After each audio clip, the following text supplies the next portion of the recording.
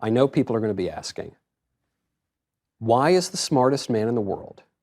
Why is he not just buying and selling all of us all the time? Why is he living on a farm in the middle of Missouri?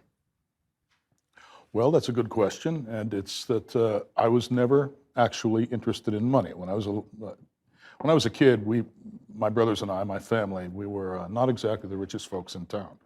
We seldom had enough money to buy, food or clothes, and so I sort of immersed myself in books and reading, and decided that what I wanted to do was pursue knowledge.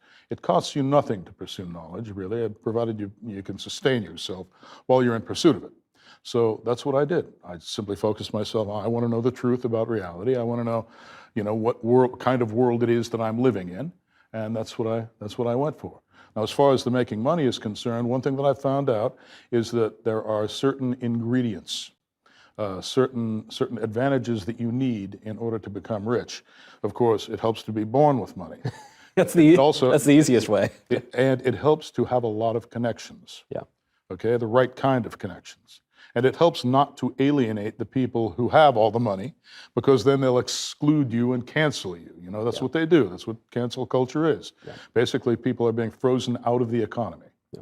Okay, and I found myself getting frozen out of the economy that way from an early age. I mean, I tried to go to college, but ran into a couple of problems. Personnel problems on the faculties of the colleges in question, and that stopped me. That basically when you get, when you can't get a college education, you are canceled economically.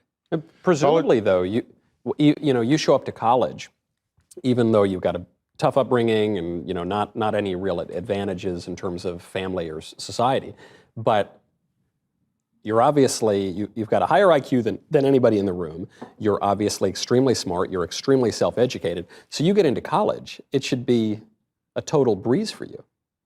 Well, it was a total breeze for me. Too much of a breeze for me.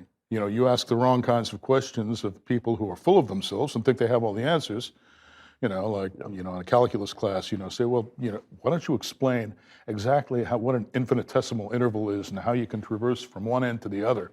And, they'll look at you as though you've got two heads. I ask that all the time. I ask my waiters, yeah. Well, I got a very poor reaction out of that.